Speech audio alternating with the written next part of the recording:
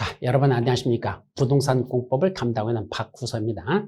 자, 지난 시간에 제1회 동형 모의고사 해설이 있었죠? 이어서 제2회 분, 여러분들 일단 시험 먼저 보시고 시간 딱 재가지고 실제로 문제를 본고사와 똑같이 풀어보시고 그 다음에 이 중에 뭐가 내가 제대로 모르겠는지 그건 해설을 통해서 조금 더 보완하시면 훨씬 많은 도움이 될 것이다 라는 걸 말씀드리면서 제2회 모의고사 이제 동형 모의고사 해설 강의를 시작합니다. 자, 먼저 41번부터 보도록 하죠.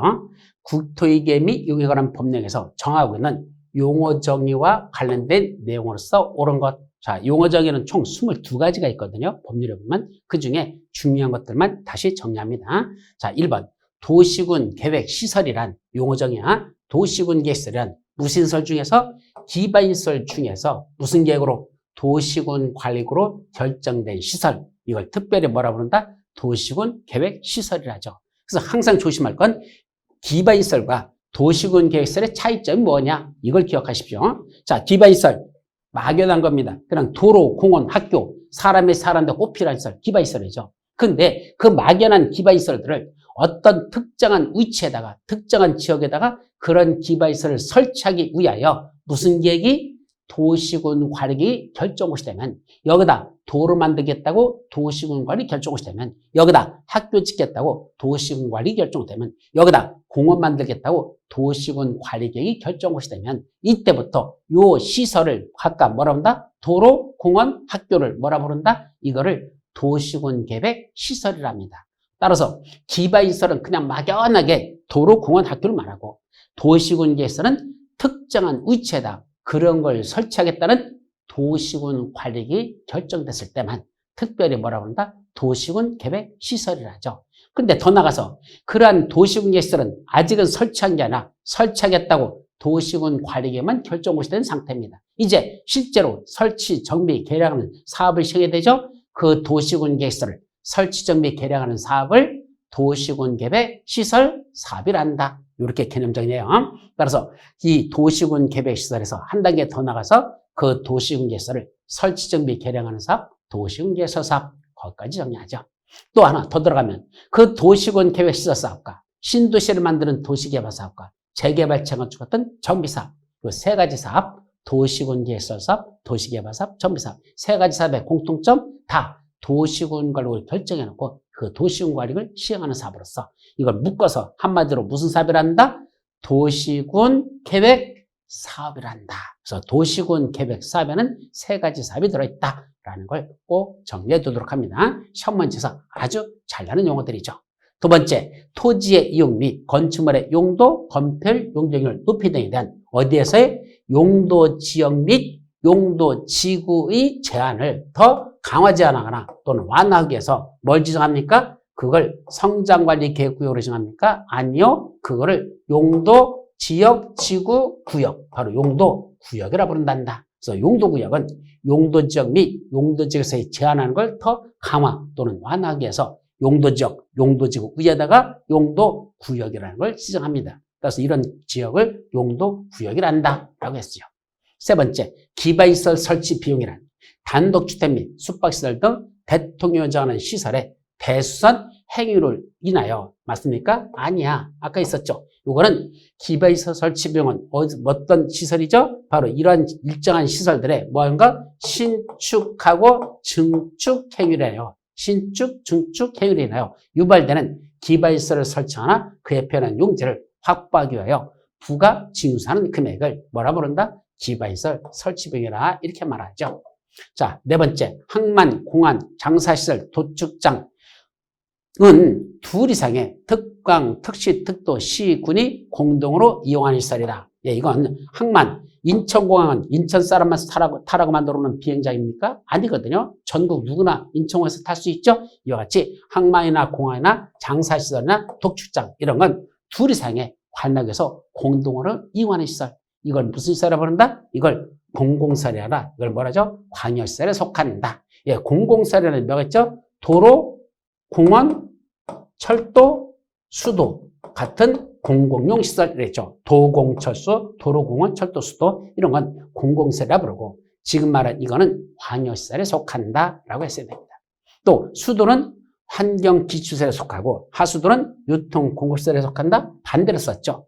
수도는 유통공급시설이에요. 반면에 하수도는 환경기초시설에 속합니다. 특히 환경기초시설에 몇 가지가 있죠? 5가지가 있다는 건 꼭 기억해야 됩니다. 환경기초시설은 5가지가 있다. 뭐였죠? 하, 폐, 수, 폐, 빛 이렇게 하죠. 하폐, 수폐, 빛에서 하수도, 폐기물 처리시설, 폐기물 처리 및 재활용시설, 수질 오염방지시설, 폐차장, 빗물 저장 및 이용시설. 그래서 하폐, 수폐, 빛, 하도 폐되고 수시로 폐돼서 피가 빗물이 돼서 흐르는 이런 시설을 하폐, 수폐, 빛이라고 이걸 다른 말로 환경 기초시설이 한다. 시험 문제에서 가장 많이 나는 게 환경기초시설 5가지는 꼭 기억하라 그랬습니다. 따라서 이것도 반대로 써서 틀렸죠. 그리고 맞는 건 1번 하나만 맞고 나머지는 다 틀린 내용입니다.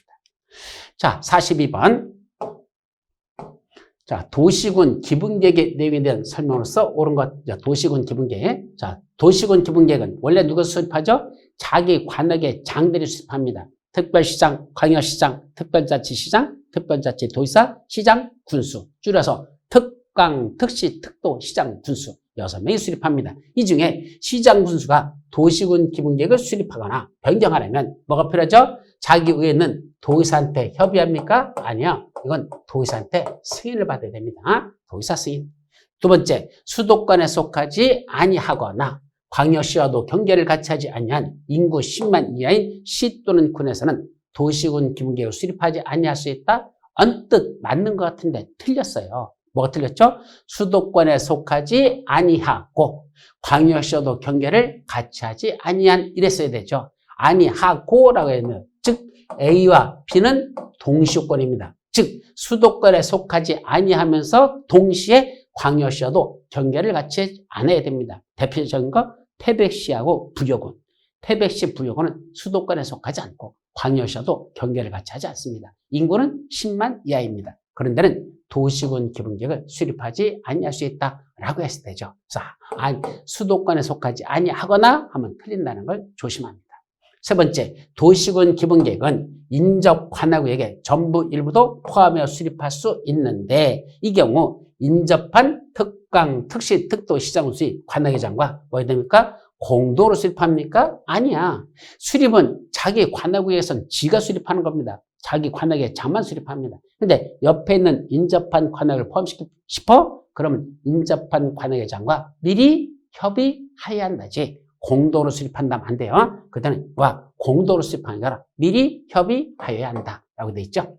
4번, 도시군 기본계획 위반일로부터 몇 년 내? 3년이 아니라 5년 이내에 뭘 거쳤습니까? 토지적상평가 또는 재취약성 분석을 실시한 경우는 그 토지적상평가나 재취약성 분석을 하지 아니할 수 있습니다.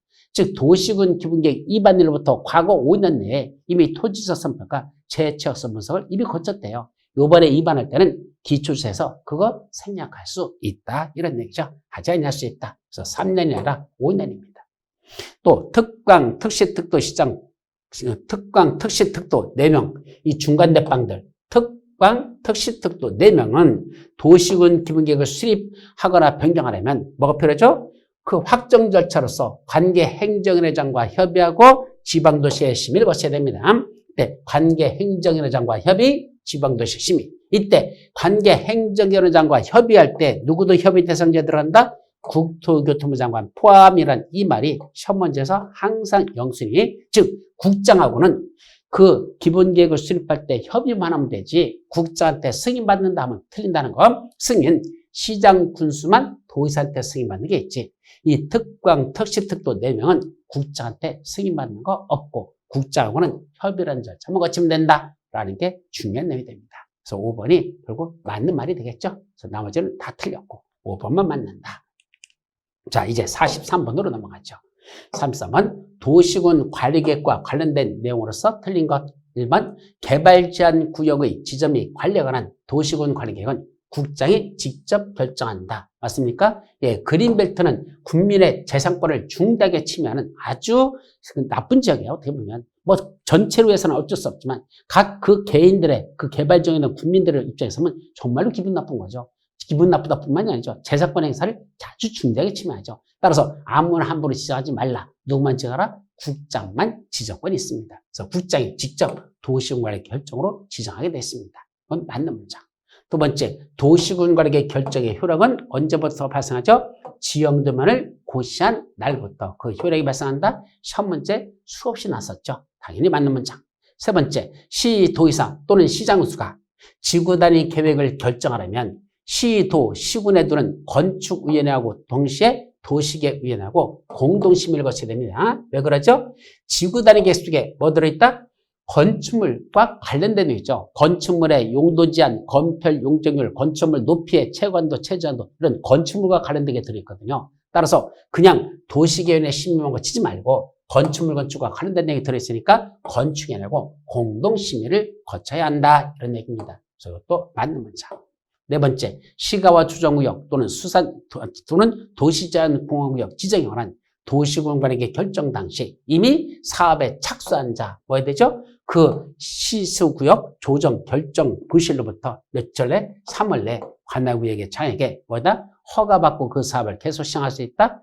두 군데가 틀렸죠. 첫째는 시가와 추정구역하고 또 하나 있죠? 뭐죠? 수산자원보호구역입니다. 도시자원공원이 아니라 수산자원보호구역. 줄여서 어떻게 읽는다? 시수구역 이렇게 해요. 시가와 추정구역, 수산자원보호구역. 시수구역에서 시수구역 지정에 관한 도시군관리 결정 당시 이미 그 안에서 사업에 착수한 자, 그러면 그 시수구역 결정 고시로부터 3월 내 뭐라 했죠?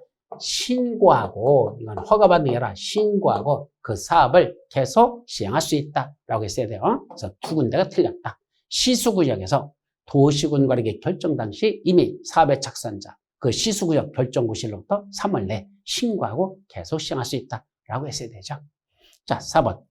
틀렸고 5번. 대도시가 아닌 시장 또는 군수로부터 지형도면 승인 신청을 받은 도의사는 그 지형도면과 결정고시된 도시군관리 대자여 착오가 없다고 인정하면 며칠 내? 30일 내 그 지형도면을 승인하여야 한다. 라고 되어 있죠. 네, 이건 맞는 문장. 따라서 틀린 것, 이거 문제는 4번만 틀린 내용이 되겠습니다. 자, 이제 44번. 용도 지역에 관한 설명으로서 옳은 것, 용도 지역. 첫째, 전용공업지역은 뭐죠? 환경을 저해하지 아니하는 공업에 배출해서 지정하는 용도지역이다? 아니야. 환경을 저해하지 않는 공업에 배출을 위한 용도지역은 뭐죠? 일반 공업지역입니다. 그래서 전용공업지역은 중화공업 또는 공해성 공업을 수용하는 지역이 전용공업지역이고, 환경을 저해하지 않는 공업에 배치는 일반 공업지역에 관한 설명. 그래서 1번은 틀렸죠. 두 번째, 바다인 공유수면의 매립 목적이 그 매립 구역과 이웃하고는 용도적인 내용과 같으면 매립 목적이 같대요. 언제부터? 매립 준공 인가받은 그날부터 어떤 효과? 그 매립 준공 구역은 이와 이웃하고는 용도적으로 뭐 된 거로 본다? 지정된 것으로 본다지 결정 고시된 거로 본다. 하면 틀려. 지정된 것으로 본다. 라고 했어야 되죠. 자, 세 번째. 어촌 어항법에 따른 어항구역으로서 어디에? 도시지역에 연접한 공유수면으로 지정고시된 지역은 뭐로 본다?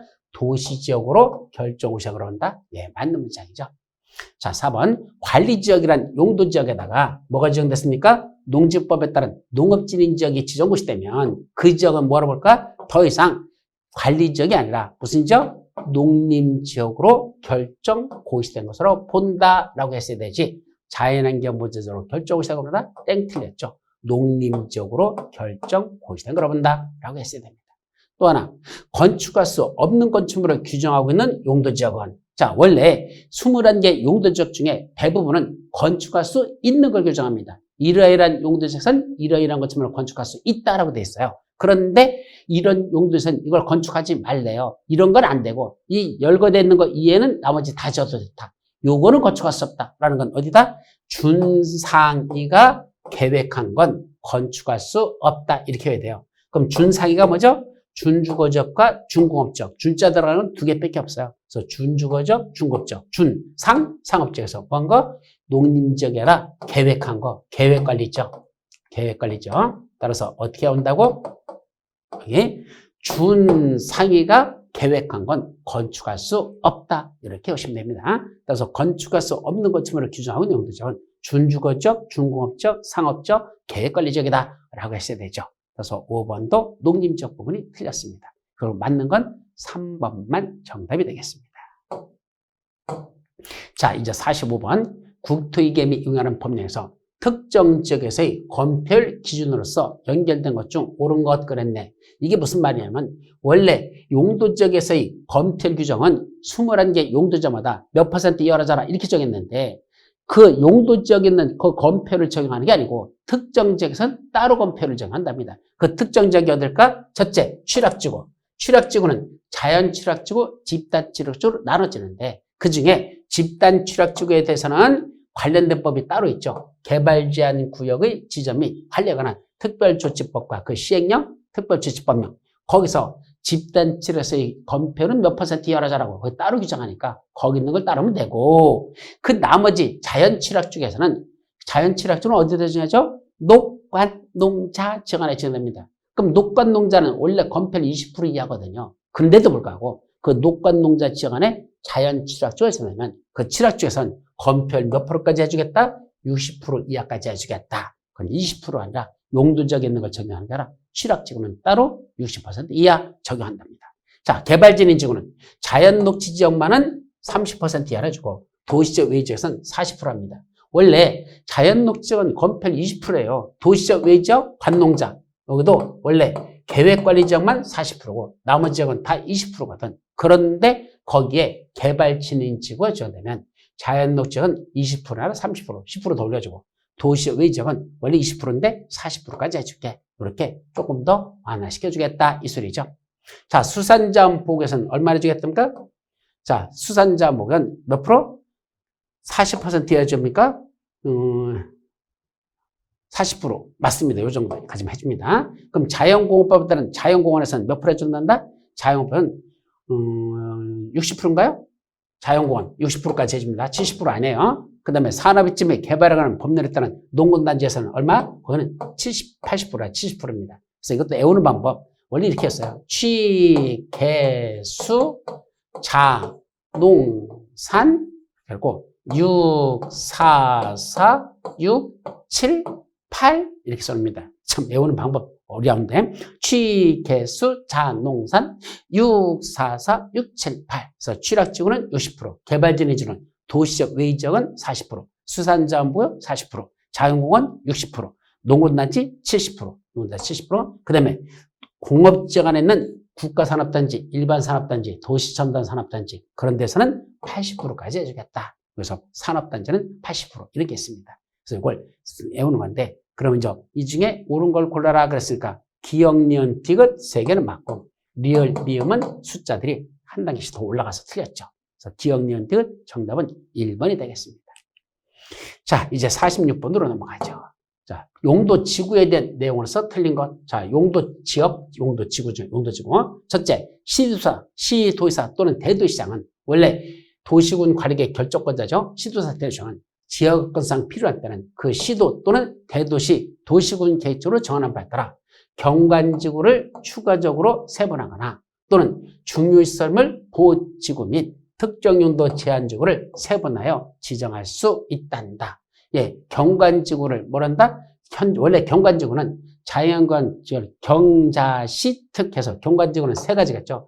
자연경관지구, 시가지 경관지구, 특화경관지구, 경자시, 특기조에 경자시, 특 이렇게 돼 있어. 근데 여기다가 또 추가적으로 시도나 대도시처럼 무슨 경관지구, 무슨 경관지구, 무슨 경관지구 이렇게 더 만드는 걸 추가적으로 세분한다 이렇게 말하고 그때 중요시설물 보호지구 및 특정용도 제한지구는 원래 세분화되지 않았는데 시도조례나 대도시 조례로다가 뭐야? 시도 또는 대도시 도시군 계획 조례로다가 뭐 할 수 있다? 세분하여 지정할 수 있다. 더 나눌 수 있다는 얘기입니다. 그래서 경관지구는 원래 시행령에서 3가지만 세분화되는데 그걸 시도나 대도시 조례에서 추가 세분할 수 있고 또 중요시설물 보호지구하고 특정용도 제한지구는 원래는 세분화되어 있지 않은데 이걸 시도나 대도시로 세분해서 지정할 수 있다. 예, 맞는 문장.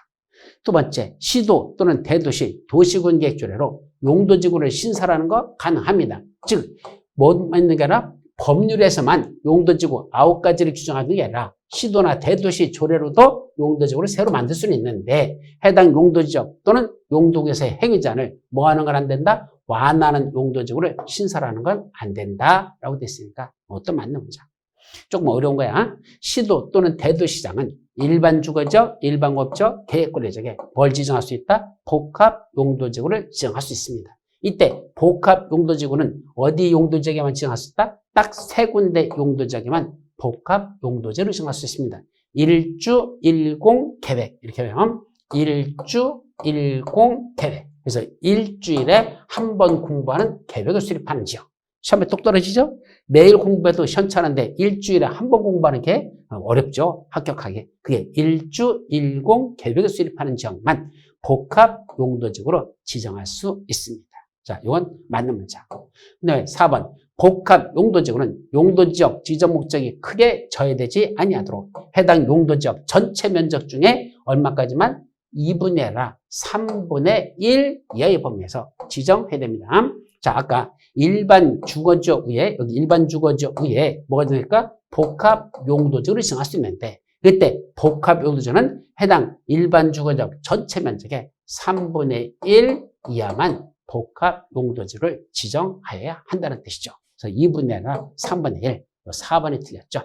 5번, 일반 공업지역에 복합 용도지구라면, 자, 어디라고요? 일반 공업지역이래. 그럼 여기가 일반 공업지역에 뭐가 된다면 복합 용도지가 되냐면, 이 복합 용도지에서는 뭘 지을 수 있죠? 일반 공업지역이지만 준공업지역에서 허용되는 것쯤으로 건축할 수 있는데, 몇 가지는 빼고 네 가지는 안 돼요. 이때 네 가지가 뭐죠? 안 되는 것들.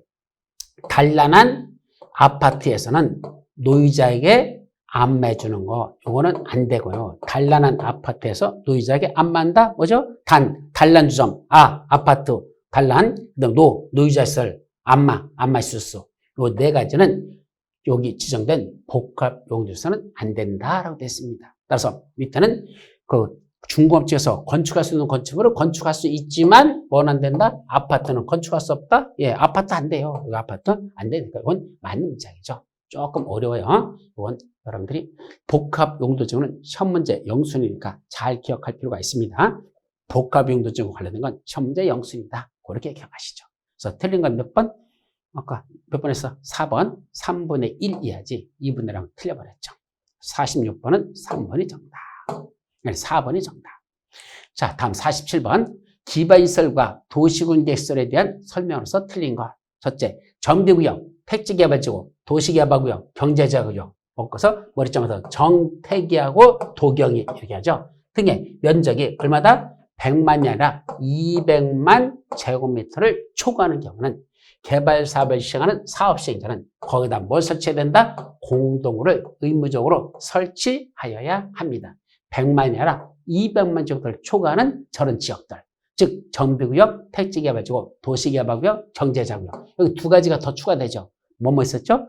정택이와 도경이가 공공주택에서 무슨 짓을 한다? 도청을 한다. 공공주택, 도청 이게 추가돼요. 그래놓고 정택이와 도경이란 정비구역, 택지개발지구, 도경이란 도시개발구역, 경제자구역. 그 다음에 공공주택지구, 도청 이전 신도시 이 6군데에서는 면적이 200만 제곱미터를 초과할 때 공동구를 의무적으로 설치하여야 한다라고 했어야 돼요. 100만이 아니라 200만. 이 6군데도 조심해서 기억합니다. 두 번째, 도시지역 또는 지구 단위 계획에서 뭐 한답니까? 주차장, 시장, 사회복지시설, 장사시설, 종합의료시설, 폐차장 등등 이런 시설을 설치하러 갈 때는 이것도 기반시설이거든요. 근데 이런 기반시설 설치할 때는 미리 도시군 관리구로 결정합니까? 결정하지 아니하고도 그 설치할 수 있습니까? 설치할 수 있는 것 조심하세요. 모든 기반시설을 설치할 때 다 도시군 관리 결정하는 거 아니고 몇 가지 기반시설은 미리 도시군 관리로 결정하지 아니하고도 설치할 수 있다. 이렇게 정리하죠. 자, 세 번째, 공동구 관리자는 몇 년마다? 5년마다 해당 공동구 안전 및 유지관리 계획을 대통령이 정하는 바에 따라 수립 시행해야 된다. 공동구 관리자는 몇 년마다 한다? 5년마다 공동구 안전 및 유지관리 계획을 수립해서 시행해야 됩니다. 이건 맞는 문장. 또 국가계획과 관련되거나 특히 필요하다고 인정되면 관할구역의 장의 의견을 들어서 직접 도시군 계획 시설 사업을 시행할 수 있다. 여기 말이 빠졌다. 이거 빠졌죠? 국토교통부 장관은 이런 말이 여기 들어가야 돼. 문제를 만들면서 오류가 났다. 누가? 국토교통부 장관은 국가계획과 관련되거나 특기 필요하다 인정하면 관악계획장의 의견을 들어서 직접 도시군계획 시설사업을 시행할 수 있습니다. 원래는 도시군계획 시설사업 시행자는 누구죠? 관악계획장들입니다. 자기 관악에서는 지가 합니다. 그러니까 누구죠? 특광, 특시, 특도, 시장, 군수가 원래는 사업 시행자입니다. 근데 예외적으로 국장이 직접 하는 경우도 있고 도의사가 하는 경우 있죠? 국장은 국가계획과 관련된 특기 필요할 때는 지가 직접 하고 관여도시가 관련되거나 특기 필요할 때는 도지사가 직접 할 수 있다. 근데 이 자들, 행정처인자들이 바쁘면 다시 지정시행자, 다른 자를 사업시행자로 지정해서 하게 할 수도 있다라고 나옵니다. 그런 시행자 지정에 관한 것도 조심해서 기억합니다. 자, 5번. 행정청이 아닌 도시공개서 사업 시행자의 처분에 대해서는 자, 행정청인자가 처분한 건 행정심판법에 따라 행정심판 제기하면 되는데 행정청이 아닌 시행자부터는 그 시행자를 지정한 자, 그 시행자를 지정한 자에게 행정심판을 제기하여야 합니다. 이것도 맞죠? 자, 그렇다면 4번은 주체가 빠져서 불안전 문제인데 하여튼 국토교통부 장관의 걸 넣어서 여러분들 맞는 문장으로 해주시고 틀린 건 1번 명백하게 면적이 100만 제곱미터 아니라 200만 제곱미터라고 했어야 돼요. 여기가 틀렸다라는 걸 표시해 주시기 바랍니다. 아셨죠? 그래서 47번은 문제에서 몇 번에서 4번 지문 거기서 문제가 있다라는 걸 말씀드립니다. 자, 여기까지만 나중에 수정해서 드리도록 하죠. 자, 다음 47번. 48번으로 넘어갑니다. 48번. 자, 도시군 계획 시설 부지에서의 매수 청구. 이게 무슨 말이죠? 도로 만든다고 해놓고 10년이 지나도 사업이 시행되지 않고 있는 지목이 대인 토지에 대해서는 사주세요라고 매수를 청구할 수 있죠. 그 매수 청구도 시험 문제 항상 영순위 에서 틀린 것. 1번. 도시군 계획시설 결정 고시로부터 몇 년? 10년 내에 사업이 시행되지 않는다는 건 다른 말로 실시계 인가나 그에 상당하는 절차가 진행되지 않은 걸 이걸 사업이 시행되지 않았다고 표현하고 그때는 그 도시군 계획시설 부지에 대해서 매수를 청구할 수 없다? 아니요? 있다죠. 실시계 인가나 그에 상당한 절차가 진행된 경우에는 매수를 청구할 수 없다? 맞고 실시계 인가나 그에 따른 절차가 진행되지 않았을 때 그때는 매수를 청구할 수 있습니다. 즉 실시계 인가가 이미 났으면 뭔다? 매수 청구할 수 없고 그런 절차가 진행되지 않고 있다면 매수를 청구할 수 있다 그랬으니까 아직 절차가 진행된 경우 실시계 인가나 그에 상당한 절차가 진행됐다? 그때는 보상비 주러 갈 거니까 따로 매수를 청구할 수 없습니다. 맞는 문장이야. 두 번째, 도시군 계획시설을 설치하거나 관리해야 될 의무가 있는 자가 서로 다르면 누구한테 사달란다? 설치무자가 관리의무자보다 우선 사줘야 됩니다. 그래서 설치무자가 설치할 의무가 있는 자가 매수 의무자가 된다. 맞는 문장. 세 번째, 토지 소유자가 원하는 경우로서 매수 의무자가 한국토지주택공사인 경우에는 도시군 계획시설 채권을 발행해서 지급할 수 없다. 예, 한국토지주택공사는 뭘 발행할 수 없다? 도시군 계획시설 채권을 발행해서 지급할 수 없습니다. 왜냐하면 매수 의무자가 누구일 때만 채권 발행하죠? 지방자치단체. 지방자치단체가 매수 의무자일 때만 채권을 발행할 수 있거든요. 그래서 지방자치단체는 누굴 말한다? 특광, 특시, 특도, 시장, 군수, 관악의 장들, 한마디로 관악의 장들만 발행할 수 있습니다. 따라서 매수 의무자가 지방자치만 발행할 수 있으니까 토지대권사는 발행할 수 없다? 예, 맞는 문장이죠. 또 부재부동산 소유자의 토지 또는 비업용 토지로서 매수대금이 3천만 원을 초과하는 경우에는 토지수가 원하지 아니하여도 무슨 땅만? 부재부동산 소유자의 토지하고 비업용 토지만 소유자가 원하지 아니해도 그 매수대금 전액을 이게 틀렸네. 매수대금 중 3천만 원을 초과하는 금액에 대해서만 도시군 계획시설 채권을 발행해서 지급할 수 있습니다. 따라서 3천만 원까지는 현금으로 드리고 나머지 매수대금 중에 3천만 원 초과하는 금액만 채권을 발행해서 지급할 수 있죠. 바로 여기가 틀린 내용이 되겠습니다. 자, 그 다음에 5번 도시군 계획시설 채권의 상환 기간은 최장 몇 년이죠? 10년 이내에서 구체적으로 몇 년으로 할지는 관악의 조례로 정하면 됩니다. 특광, 특시도시군의 조례로 정하면 되는데 최장 10년 이내에서 그때 이자율은 어떻게 정한다? 채권 발행 당시 은행법에 따른 인가를 받은 은행 중에서 전국을 영업을 하는 은행에 적용하는 1년 만기 정기예금금리의 평균 이자율 이상으로 지급하라고 되어 있으니까 그것도 맞는 문장. 그래서 틀린 건 4번만 정답이 되겠습니다. 자, 다음 49번 국토이계미 응용하는 법령에서 원칙적으로 지구 단위계획에 반드시 포함되어야 되는 내용이 아닌 것을 모두 고르시오. 그럼 지구 단위계획에 반드시 들어가는 것들 크게 두 가지가 있었죠. 첫째는 반드시 들어가는 것. 두 번째, 일정한 기반시설의 배치와 규모. 즉 개발과 관련된 계획에는 반드시 기반시설에 관련된 게 꼭 들어갑니다. 어디를 개발하자 그러면 어차피 도로 만들고 공원 조성하고 학교 짓는 건 꼭 들어가야 되잖아. 따라서 개발과 관련된 경우는 기반시설의 배치와 규모가 꼭 들어간다. 더 나가서 여기는 뭐도 들어간대요? 건축물의 용도 제한, 건축물의 건폐율, 용적률 또는 건축물 높이의 최건도 또는 최저한도에 관한 사항. 이것들은 꼭 들어간다 그랬습니다. 그래서 뭘 했지 않았다면 용, 건, 용, 노비 이렇게요. 용, 건, 용, 노비. 이것이 반드시 들어가는 사항들. 결국 기억, 년, 디귿, 리을 네 가지만 들어가고 그 밖에 건축물의 배치, 형태, 색채, 건축선에 관한 사항, 배형, 색건에 관한 사항, 또 환경관리와의 경관계획에 관한 사항, 또는 교통처리계획에 관한 사항 이것들은 포함시킬 수 있다. 반드시 들어가는 게 아니라 필요하면 포함시킬 수 있다. 이거하고 위의 것 네 가지는 반드시 포함시킵니다. 결국 이때 지구단위에 반드시 포함되어야 되는 내용이 아닌 걸 모두 골라라 그랬습니다. 이렇게 시험 문제 냈을 때 제일 여러분들이 당황하는 게 뭐죠? 지구단위에 반드시 포함되는 걸 찾습니다. 그때는 뭐죠? 기억년, 디귿열. 아, 정답 1번이네. 라고 답을 해버립니다. 그런 순간 작살나버립니다. 왜요? 포함되는 내용이 아닌 걸 모두 골라 그랬더니 어디서 포함되는 것만 골라놓고 이게 정답이다. 자칫하면 그런 실수를 우리가 범한다는 얘기입니다. 시험에서 여러분들은 가장 중요한 게 뭐죠? 알고 있는 걸 실수를 줄여서 실수하지 않는 것. 이게 더 중요합니다. 여러분들이 시험 끝나고 나면요.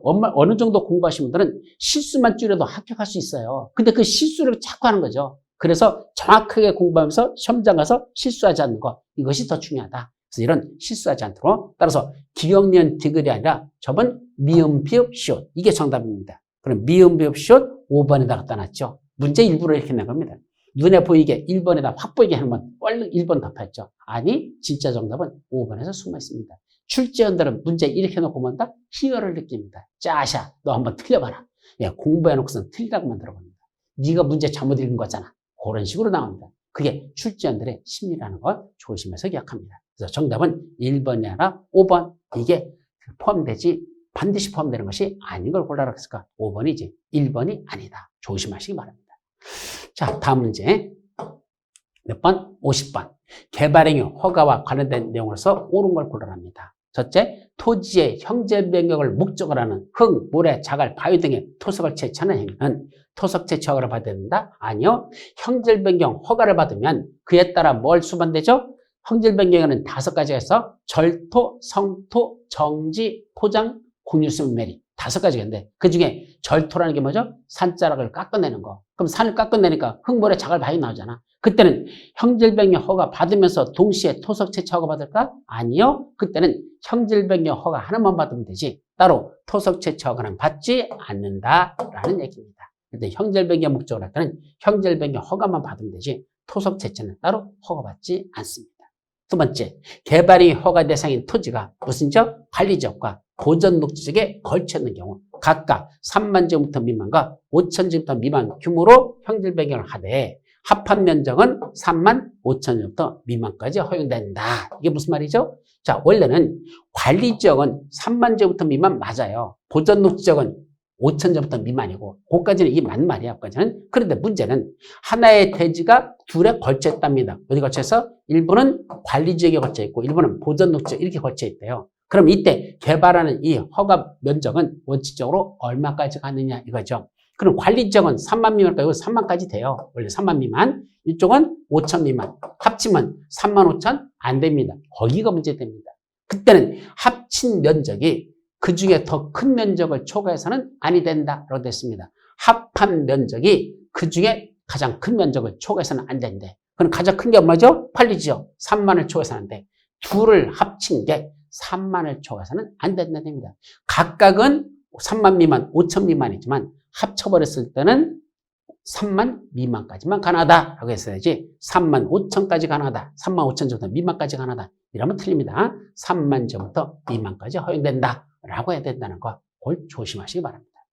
자, 3번 공업지역에서 개발행위를 할 수 있는 경우에는 형질 변경 면적이 아까 관리지역과 마찬가지야. 이것도 3만 제곱미터 미만이면 그때는 뭐가 필요 없다? 도시계획의 심의를 거치지 않고 허가 대상입니다. 그런데 형질변경 면적이 3만 제곱미터 미만인 기준 면적이 아니라 기준 면적을 이상 되면 어떻게 될까? 즉 3만 제곱미터 이상 된다면 그때는 허가 안 내준다가 아니라 그때는 허가를 낼 수 있는데 뭐가 필요하다? 도시계획 심의를 거쳐야 한다는 얘기입니다. 따라서 3만 미만일 때는 도시계획 심의를 거치지 않고 허가 내주고 3만 제곱미터 이상부터는 기준 면적 이상 됐으니까 그때부터는 도시계획 심의를 거친 후에 허가돼야 된다라고 했어야 됩니다. 그래서 3만 미만은 도시계획 심의 거치지 않는다라고 했어야 되죠.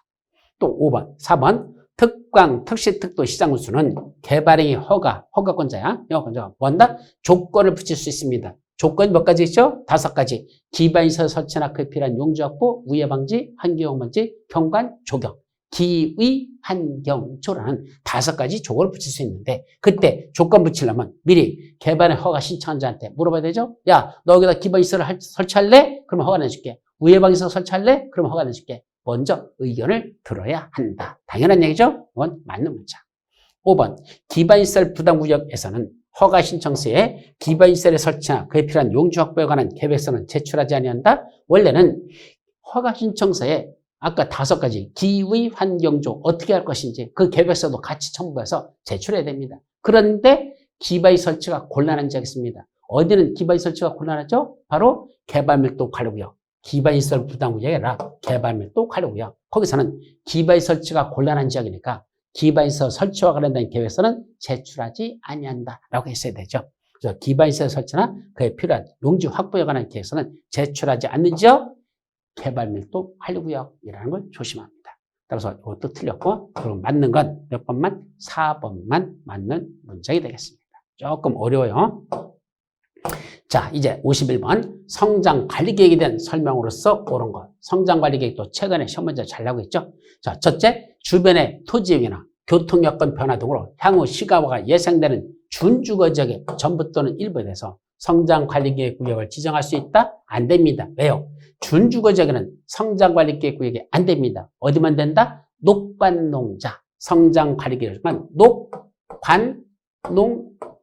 녹지지역, 관리지역, 독립지역, 자연환경 여기만 성장관리계획을 지정할 수 있으니까 주상공업지역인 개발된 지역은 지정할 수 없다라는 걸 꼭 기억하도록 합니다. 시험 문제에서 항상 영순위.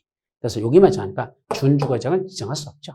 두 번째, 성장관리구역 내 무슨 지역에서는 계획관리지역에서는 용도에서의 용적률 규정에도 불구하고 그 용적률을 뭐죠? 완화시킬 수 있어. 최대 얼마까지? 원래 계획관리지역은 용적률이 100%까지 가거든요. 근데 성장관리계획구에서는 성장관리계획으로 125%까지 지원할 수 있어. 그래서 계획관리에서 원래 용적률은 100%인데 성장관리계획구에서 성장관리계획으로 125%까지 구체적으로는 그때까지 완화해 적용할 수 있다. 예, 맞는 문장. 세 번째, 성장관리계획구역을 지정하거나 이를 변경하기 위한 주민들의 의견을 들으려면 성장관리계획구역에서 며칠 이상? 20일이 아니고 14일 이상이야. 14일 이상 일반이 열람할 수 있도록 해야 한다. 14일 이상을 하도록 되어 있죠. 4번, 성장관리계획에는 뭐가 들어간다? 건축물의 배치, 형태, 색채, 건축수준에 관한 사항이 포함시킬 수 있다. 아까 배치, 형태, 색채, 건축수준에 관한 건 어디 들어가죠? 그건 지구단위 계획에 들어가는 겁니다.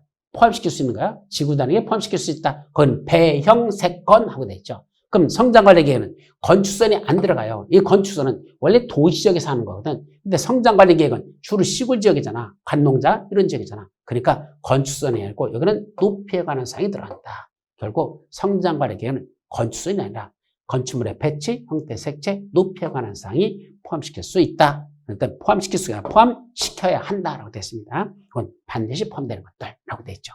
이것도 틀렸죠. 또 국토교통부장은 몇 년마다? 5년마다 관할구역 내 수립된 성장관리계획에 대해서 그 타당성 여부를 전반적으로 검토해서 정비하라. 몇 년마다 한다? 5년마다 타당성 검토해서 정비할 거. 오타 나면 정비해. 오타. 맞죠? 그러니까 5번은 맞습니다. 그래서 옳은 건 몇 번? 5번이 맞는 문장이죠. 그래서 1번은 준주거지역에는 안 된단다. 그 다음에 성장관리관 계획관리 쪽에서는 용도기사고 옳은 걸 골라라 그랬는데 답이 120% 이하에서 조례 정하는 별까지 용적률을 완화해 정할 수 있다. 계획관리죠? 맞는데 이것도 이번도 2번도 맞는 문장이야. 120% 이하에 포함해서 조례를 정하는 비율까지 용적률을 완화해서 적용할 수 있다. 했으니까 이 51번도 맞는 문장인데, 그런데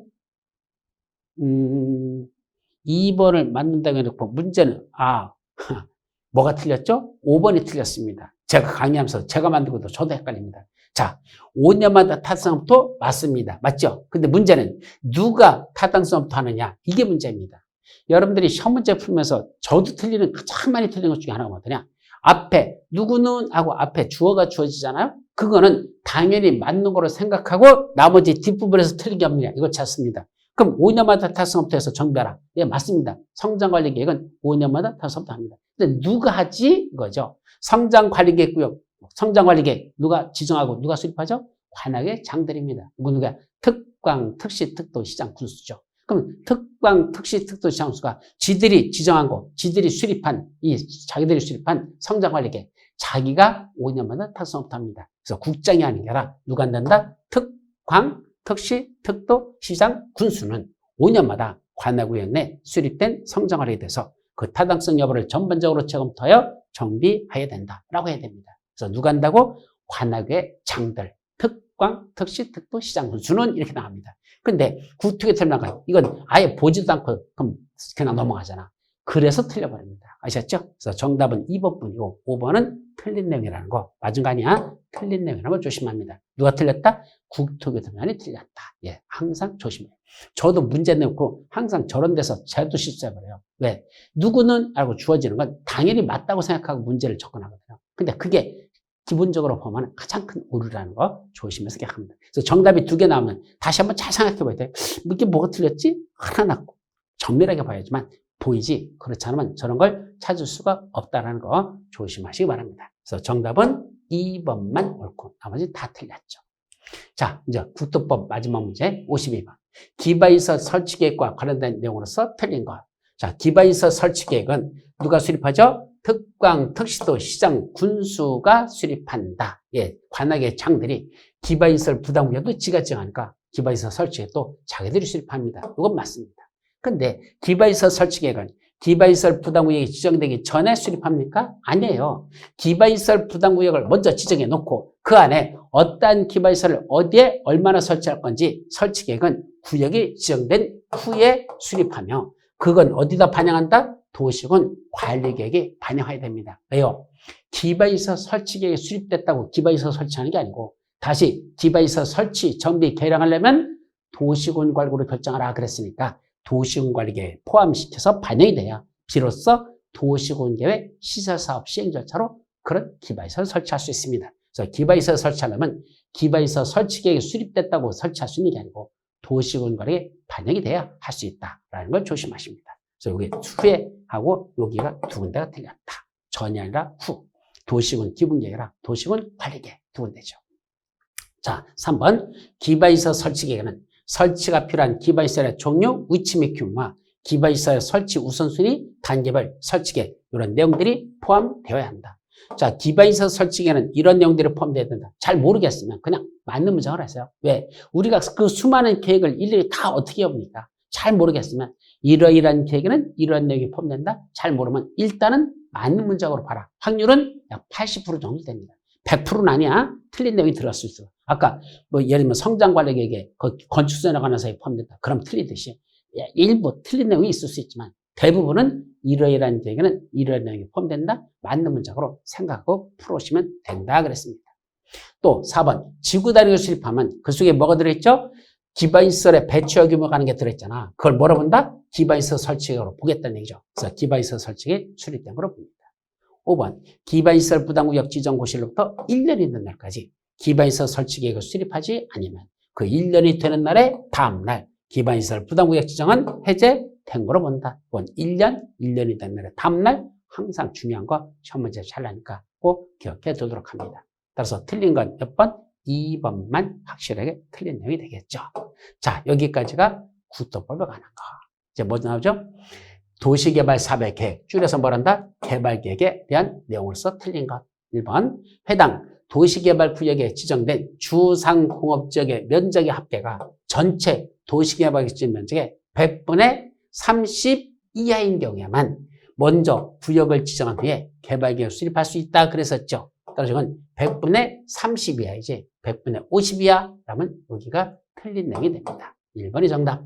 2번, 이때 지정권자는 도시개발구역을 지정한 후에 개발계획을 공모할 수도 있는데 그때 구역 지정해놓고 개발계획 공모할 수 있죠? 그때 응모기간은 며칠 이상 줘야 된다? 90일 이상 응모기간을 주어야 한다. 그래서 이것도 맞는 문장. 세 번째, 광역도시계획이나 도시군 기본계획이 수립되어 있는 지역에 대해서 개발계획을 수립하려고 한답니다. 그때는 개발계획의 내용이 해당 광역도시나 도시군 기본계획에 들어맞도록 해야 된다. 자, 무슨 계획하고 비교할 때?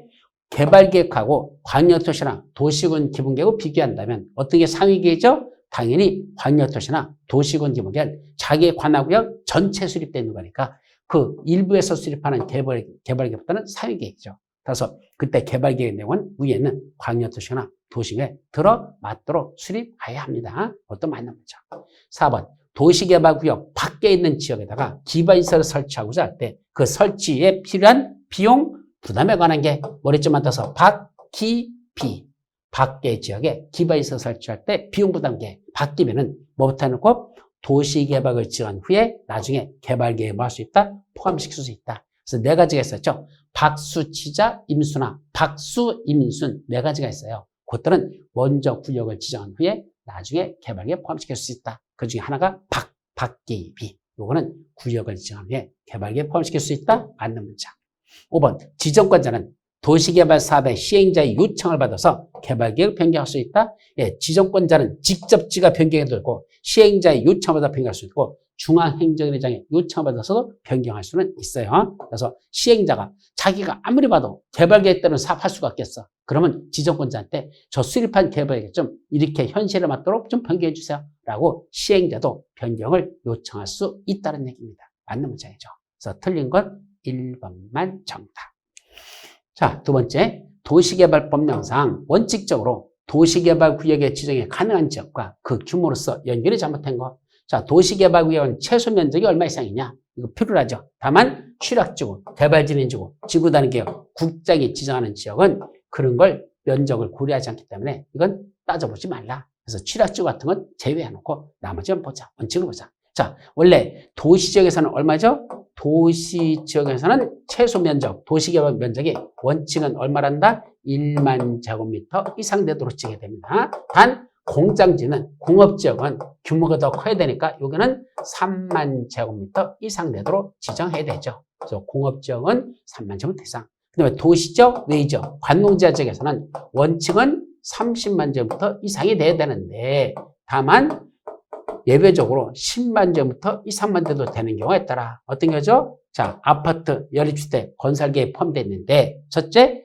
초등학교 용지를 확보하고 관할교육청과 협의를 하거나 협의를 했을 것. 두 번째, 도로법상의 도로나 4차로상의 도로를 설치했을 것. 그렇게 초등학교 용지, 도로 확보 두 가지를 하면 몇 분지 됐을까? 이들은 10만 이상만 돼도 시간 쉽게 이렇게 네 가지로 나눠진다. 이렇게 정리하죠.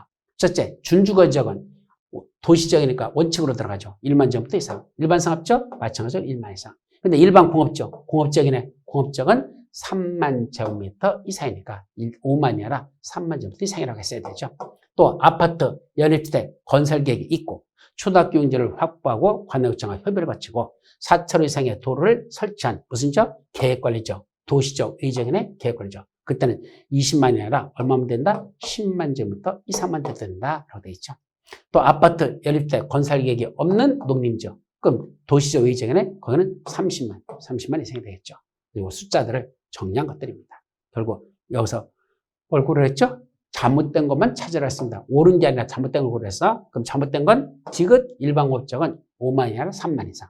또 아파트, 연립주택, 건설이 포함된 도시적, 외지적인 계획관리적, 초등학교 용지 확보, 도로 설치, 이분지 됐잖아. 그럼 30만 아니라 10만 이상, 20만 아니라 10만 이상.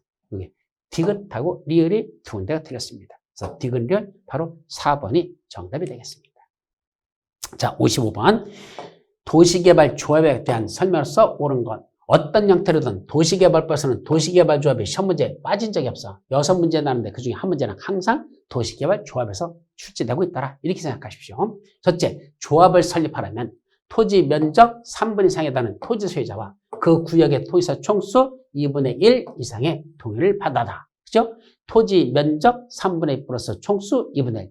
면삼 총 2, 면적 3분의 총수 2분의 1, 면삼 총 2의 동의를 받아서 지정권자한테 인가를 신청하라. 맞죠? 맞는 문장. 옳은 걸 정답이네. 1번. 2번은 조합원은 보유토지 면적에 비례하여 의결권을 갖는다. 큰 토지 가진 사람은 의결권 여러 장 주고 작은 땅은 의결권 한 장 줍니까? 아니요. 보유토지 면적에 비례하여 평등한 보유토지 면적에 관계없이 평등한 의결권을 갖는다. 보유토지 면적에 관계없이 평등한 의결권을 갖기 때문에 큰 땅을 얻든 작은 땅을 얻든 의결권은 한 장만 준다 이 얘기죠. 세 번째, 공유토지는 즉 하나의 토지를 여러 사람이 공동 소유하고 있어. 그때는 원래는 대표 공유자 한 사람만 의결권이 있죠. 공유자별로 의결권이 아니라 대표 공유자 한 명만 의결권이 있는데 단 집합건물법에 따른 구분 소유자별로 의결권이 있단다. 여기는 맞아. 앞쪽에 틀렸죠. 공유자별로 의결권이 아니라 그때는 전체 대표 공유자 한 명만 의결권이 있습니다. 자, 4번. 도시개발구역이 지정고시된 후에 집합건물법에 따라 구분 소유권을 분할해서 구분 소유권을 취득한 자들은 의결권이 없단다. 자, 언제부터죠? 도시개발구역이 지정고시된 후가 아니고 도시개발구역을 지정하기 위해서 주민들의 의견을 청취하기 위한 공람공고에 의해 집합건물법에 따른 구분 소유권을 분할해서 그 구분 소유권을 취득한 자에게는 의결권이 없다라고 했어야 됩니다. 그래서 틀린 게 여기야. 도시개발구역이 지정고시된 게 아니라 주민들의 의견을 청취하기 위한 공람공고에 의해라고 했어야 되죠. 5번. 다른 조합원으로부터 해당 도시개발구역에 그가 가지고 있는 토지 소유권 전부를 이전받은 조합원은 본래 자기가 갖고 있는 의결권과는 별도로 그 토지 소유권을 이전한 조합원의 의결권을 뭐 할 수 있다? 승계할 수 있습니다. 없다 아니라 승계할 수 있다라고 되어 있죠. 그래서 옳은 건 1번만 맞고 나머지는 다 틀린 부분들이 들어 있습니다. 정답은 1번. 자, 56번. 실시계획에 대한 설명이 잘못된 거. 도시개발 사업 시행자가 작성한 구체적인 계획 실시계획에 대한 설명에서 틀린 걸 고르랍니다. 첫째, 시행자는 무슨 계획? 지정권자가 수립한 개발계획에 맞게 실시계획을 작성해야 된다? 당연히 시행자가 해야 되겠죠. 두 번째, 실시계획은 반드시 뭐가 포함된다? 지구 단위가 포함되어야 합니다. 맞고, 그때 시행자는 작성된 실시계획에 대해서 누구한테 가져간다? 지정권자한테 인가받아라? 이것도 맞습니다. 근데 그 중에 인가권자가 누구랍니까? 국장이 인가해 줄 때는 누가 의견을 든다? 자기 밑에 있는 시도사, 대도시장의 의견을 듣고선 인가 여부를 결정합니다. 그래서 국장이 인가할 때는 바로 밑에 있는 시도사, 대도시장의 의견을 듣고 인가 여부를 결정하도록 되어 있죠. 이것도 맞고. 고시된 실시계획의 내용 중 도시군 관리계나 지구단위로 결정해야 될 사항이 포함되어 있다면 별도 지체 없이 도시공간을 수립해야 됩니까? 아니요.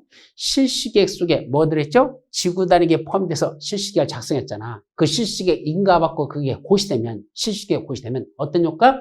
도시군과로 결정해야 될 그 내용들 다 뭐 된다? 결정되어 고시된 것으로 본다. 그때 결정해야 될 사항은 따로 도시공간을 수립하지 않고도 그 도시군관리계획이 결정되어 고시된 것으로 본다라고 했어야 합니다. 수립 의제지 별도로 수립하는 건 필요가 없습니다. 그래서 잘못된 거 5번만 정답. 자, 이제 57번 원형지 공급과 개발에 관한 내용에서 틀린 거. 이 원형지라는 건 개발되지 아니한 땅으로 공급하는 거죠. 자, 시행자는 도시를 자연 친화적으로 개발하거나 복합적, 입체적으로 개발하기가 필요한 경우에는 미리 지정권자의 승인을 받아서 일정한 지역에 도시개발구역 전체 토지 면적의 얼마까지? 3분의 1 이내에서 원형지를 공급하여 개발하게 할 수 있습니다. 그래서 2분의 1이 아니라 3분의 1까지 전체 도시개발 면적 중에 3분의 1은 원형지로 공급할 수 있다. 이 소리죠. 두 번째, 원형지 개발자 선정은 원칙적으로 무슨 방법이라? 원래는 수의계약 방법으로 하는 게 맞아요. 왜? 원형지 개발자들이 공공시행자가 많거든요. 그래서 원형 수의계약. 다만 원형지를 학교나 공장 등의 부지로 직접 사용하는 자들은 민간단체니까 얘들은 원래는 경제입찰 방식인데 그 경제입찰이 2회 이상 일찰되면 그때는 뭐로 줘도 좋다? 수의계약으로 공급할 수 있습니다. 그건 맞는 문제. 자, 세 번째, 원형지 공급 가격은 개발계획에 반영된 원형지 감정 가격에다가 시행자가 원형지에 설치한 기반시설 공사비를 더한 금액을 기준으로 시행자하고 원형지 개발자가 협의하여 결정하면 되더라는 얘기입니다. 그래서 협정 가격으로 한다 그랬죠. 맞는 문제. 4번, 국가 및 지방단체를 제외한 원형지 개발자들은 원형지 공급 대기일로부터는 10년, 원연직 공사완료 공고일로부터는 5년 중에서 더 먼저 끝나는 기간 안에는 원연지를 매각할 수 없다. 근데 국가나 지방자치는 이런 매각 제한을 받지 않는다라는 거 맞죠? 저것도 맞는 거죠. 5번 시행자는 원연지 공급 해제 사유에 해당하는 경우에는 원연지 개발자에게 일단 몇 회 이상? 2회 이상 시정을 요구해야 되고 원연지 개발자가 2번 이상 시정을 요구해도 시정 안 하면 그때는 공급 계약을 해제할 수 있다라고 됐습니다. 그것도 맞는 거죠. 2회 이상 시정을 요구 안 한다라는 것도 조심합니다. 따라서 이 중에 결국 틀린 걸 골라라. 그래서 틀린 건 1번만 정답이 되겠죠. 자, 이제 마지막 도시개발법 58번 문제. 환지 방식에 의한 사업 시행에 대한 설명이 잘못된 것. 환지 방식. 첫째, 기준일 다음 날부터 한 필지 토지가 여러 개 필지로 분할되는 경우에는 이때 기준이라는 게 뭐죠? 원래 도시개발 사업을 시행할 때 주민들의 의견을 정착하기 위한 공담공 같은 거 코 하는 날, 그 이후부터 분할된 토지를 취득하는 사람들, 이분들은 그 다음 날부터 분할된 토지 같은 걸 취득해서 하는 사람들은 뭘 주지 않는다? 환지 방식에서 환지 공급을 안 할 수도 있고 또는 제한할 수도 있고 그렇게 만들었죠. 그래서 기준이라는 걸 만들어 놓고 그 기준을 다음 날 뭐를 했단다? 한 필지 토지가 여러 개 필지로 분할되는 경우에는 해당 토지 또는 건축물에 대하여 금전으로 청산하거나 또는 환지 지정을 제한할 수 있다. 환지를 주지 아니할 수 있다. 요 소리입니다. 맞는 문장이죠. 두 번째, 행정청이 아닌 시행자가 환지객의 인가를 받은 후 환지로 지정된 토지나 건축물을 금전으로 청산한다. 원래는 환지기에서 인가받은 후 환지를 주어야 될 걸, 땅으로 줘야 될 걸, 뭐로 준대? 현금으로 주겠다. 이런 얘기나 청산할 때는 굳이 특도, 시장군수, 구청장의 인가를 받아야 된다? 아니요. 이런 건 경미한 거로서 인가받지 않아도 된다. 경미한 거로 보고 인가받지 않는다. 이 소리야. 세 번째, 하나의 환지기의 구역에서는 같은 방식을 정한다. 맞아요. 같은 방식은. 근데 입지환지를 줄 때는 무슨 방식이다? 이때 같은 방식이라는 건 평가식하고 면적식 중에서 하나의 환지기에서는 평가식이면 평가식, 면적식이면 면적식 이렇게 하나만 정해야지 평가식과 면적식을 한꺼번에 혼용할 수는 없다는 뜻입니다. 근데 입지환지를 시행하는 지역은 반드시 뭔다? 평가식으로 하지 입지환지는 면적식으로 할 수 없습니다. 이게 틀렸죠. 4번, 시행자는 환지 방식이 지원되는 도시개발계에 있는 조성토지 등의 가격을 평가할 때 어떻게 평가죠? 토지평가협의회 심의를 거쳐서 결정하는데 그에 앞서서 먼저 대통령을 정하는 공익평가기관, 대통령 시행령 찾아보니까 감정평가법인 등이 먼저 평가하게 됩니다. 그래서 결국은 감정평가법인 등을 평가를 먼저 거치고 그 다음에 토지평가협의회 심의를 거쳐서 그 가격을 평가하면 된다. 이런 뜻이죠. 그래서 맞는 문장. 청산금은 환지 처분이 공고된 날 다음 날 확정된다. 예, 청산금 확정되는 시점 환지 처분이 공고된 날의 다음 날입니다. 그것도 맞죠. 그래서 틀린 건 이치환지는 반드시 평가시금을 시행할 수 있지 면적시금은 안 됩니다. 3번이 틀린 정답. 자, 여기까지가 이제 이번 시간 58번까지 살펴봤습니다. 자, 이제 다음 시간에 뭐죠? 이제 정비법, 도시 및 주거협도 나머지 후반부 그걸 다음 시간에 살펴보도록 하죠. 여러분 수고하셨습니다.